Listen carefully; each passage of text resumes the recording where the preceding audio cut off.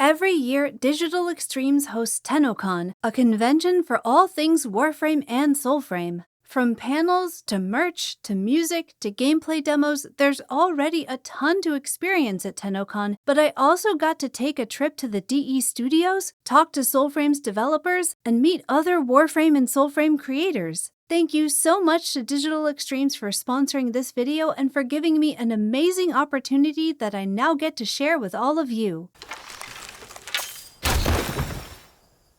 If you're not already familiar with DE, TennoCon, or Soulframe, here's a quick introduction.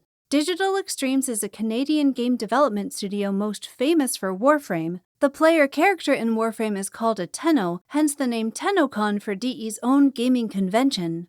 Soulframe is DE's new game currently in its early alpha phase, and you can add it to your wishlist on Steam right now. I'd describe Soulframe as a massively online co-op fantasy RPG, although it continues DE's fine tradition of defying easy categorization.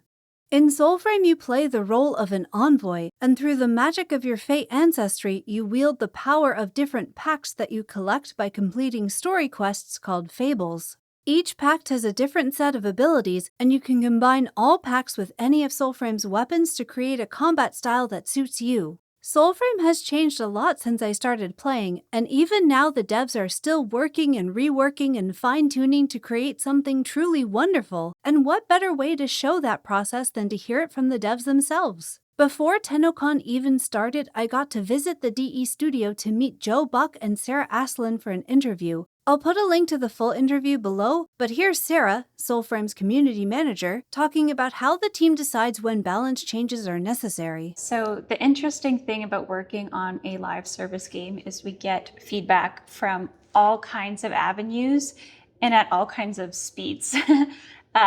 So we have a very engaged Discord, we have our forums, we have people post on social media, maybe even YouTube. I actually know one YouTuber I watch quite often.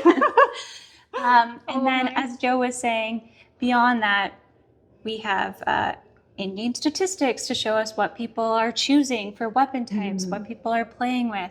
And of course, we play our own game ourselves and we share feedback in our collective hive mind.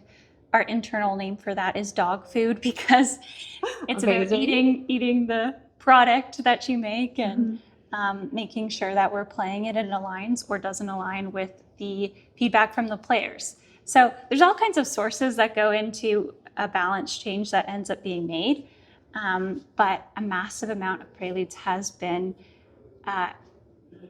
player feedback. So, Soulframe's community has been and continues to be an active part of Soulframe's development. It was great to hear about how the team balances feedback from players who offer it with in-game statistics from players who just play to make sure everyone's experience of Soulframe matters. At the very end of the interview, Sarah had a surprise for me. Before I even knew if I'd be able to go to TennoCon at all, I'd started working on a thank you card for the game's creators. Once this sponsorship took shape, the thank you card took on yet another meaning. It was still a thanks for the game itself, of course, and now also for the incredible experience I was looking forward to. I'd hoped I'd be able to give it to Sarah before or after the interview, even if only quietly off camera, but she plotted something special. All right, we can do our, yes. Little sneak, okay. Can you hold him? All right. Senior Rose. Oh! Okay, I have to pause here to explain.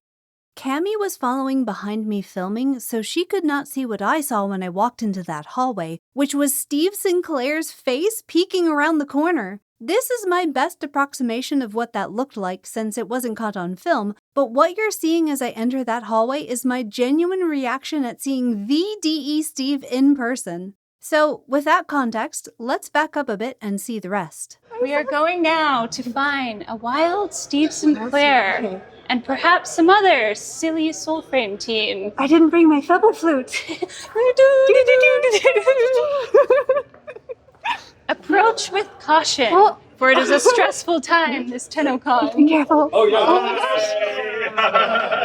There's so many cool people in here. I don't think I love your mask. It's so cool. It's amazing. Yay.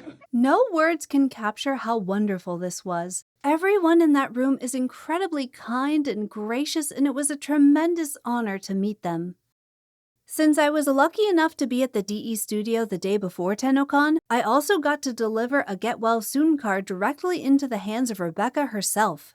Rebecca is the creative director of Warframe, the voice of the Lotus, a character in Warframe, and just generally beloved by Warframe and Soulframe players alike. She was unable to attend TennoCon for medical reasons, and several members in our Discord community wanted to wish her well during her procedure. So I collected their messages and placed them inside a Get Well Soon card, and then was lucky enough to deliver them in person. There was no filming allowed when I happened to see her, but instead I offer as proof her signature in my healer's handbook. She is every bit as fabulous and fashionable in person as she appears on screen, and I'm sure we are all happy to hear that her recovery is going well.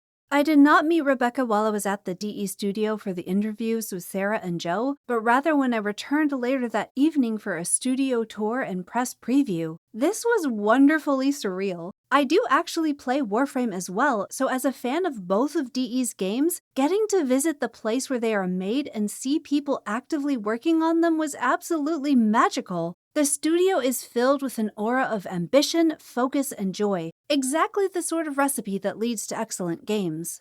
So, before the convention even started, I'd already had unbelievably wonderful experiences, but TennoCon itself would not disappoint. As soon as the con officially opened, my first stop was obviously the merch store, where I got one of everything Soulframe related. Finally, I have the green Soulframe shirt.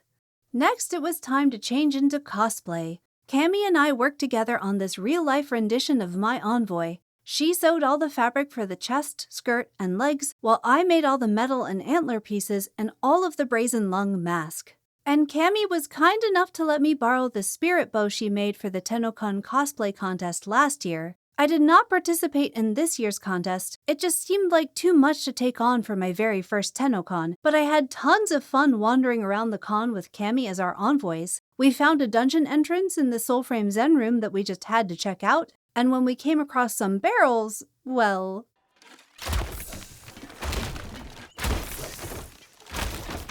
After an afternoon of cosplay, it was time to get ready to watch the cosplay contest and Tenno concert. We were invited to dress up for a red carpet gala before the show, and I was happy to have an excuse to wear a fancy dress. My favorite memory from this evening was happening to cross paths with Scott and having a casual conversation with him about Soulframe. He very kindly indulged me in nerding about virtues in combat and game balance, and it was such a delightful exchange.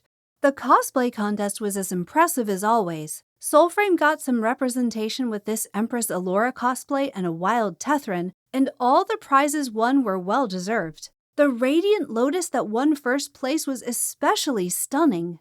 Plexi cosplay also appeared as a perfectly fashionable Verminia, and while we didn't see the full Devil's Triad cosplay until the next day, I've got to mention now how amazing they were. Hoku Props, Arboreal Key, and Blink are inspiring in their skill.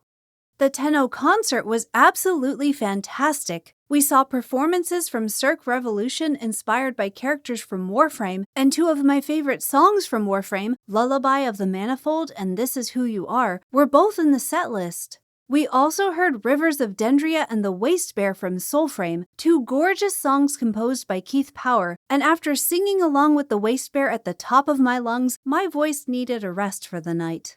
TennoCon Day 2 started with a welcome speech followed by the Soulframe dev stream, and getting to see the dev stream live was awesome. I was especially pleased with the system for customizing tempers on legendary weapons, and the audience erupted with roaring cheers as the team showed us Soulframe's upcoming mount with some gameplay from the Wolf Squad, our new fishing minigame, dynamic weather, and the savage new Vadagar Pact. All of these promise an exciting fall for Soulframe, with tons of game improvements and new features to dig into. As soon as the dev stream was over, I rushed outside to film a recap, thinking I could keep it short and sweet and follow up with more info after Tenno Live, and I'd only miss 1 or 2 panels. This is not what happened, and while I was so lucky to have DE Sam walk by at just the right moment for a quick hello for the intro, editing took way longer than I'd expected and I still messed up the audio. But lesson learned, and I'll make different plans for next year.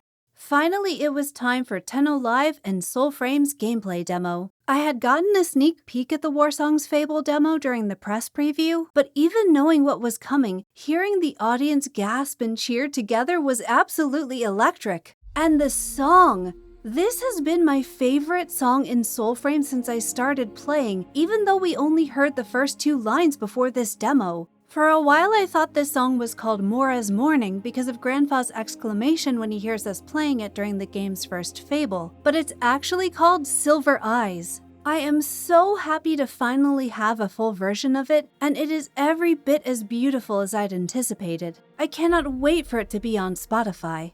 Warframe's gameplay demo was also breathtaking, and between Citrine Prime, the Return to Tau, and the Ice Blade of Naryn, I'm going to have to make some time for Soulframe's big sister. I definitely thought I would go to TennoCon after-parties and celebrate a successful convention with the other wonderful creators I met, but after making so many incredible memories, the exhaustion finally caught up with me. I could not have asked for a better TennoCon. I got to meet so many lovely people, from developers to content creators to DE fans, and everyone I talked to was so kind and just generally invested in having a good time and spreading good vibes. If you're watching this and I met you, thank you for sharing your joy with me. There are a few signatures I'm still missing for my Healer's Handbook, but that just means I have to go back next year, right? If you want to see the full interview with Joe and Sarah, check the link below. Thank you again to Digital Extremes for sponsoring this video and giving me this once-in-a-lifetime experience. And thank you for watching, for supporting my channel, for growing this community with me, and making all this possible. Please give Soulframe your support by adding it to your wishlist on Steam, and if you aren't an Envoy already, sign up at soulframe.com and join us, won't you? I'll be waiting for you on Midrath, so until next time, happy hunting!